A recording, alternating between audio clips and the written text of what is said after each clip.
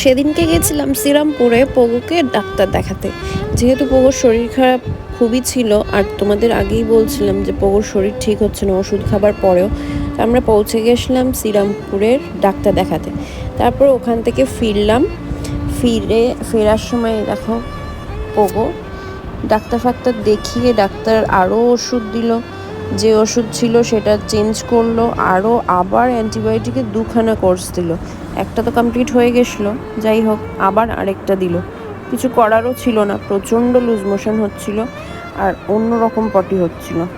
তারপরে আমরা ফিরতে ফিরতে পোগো ঘুমিয়ে পড়ার পর ওকে শুইয়ে দিয়ে বাকি খাওয়া দাওয়া করে সব কিছু করে তারপরে ও যখন বিকেলবেলা ওঠে ওকে নিয়ে আমরা ওষুধ কিনতে যাই।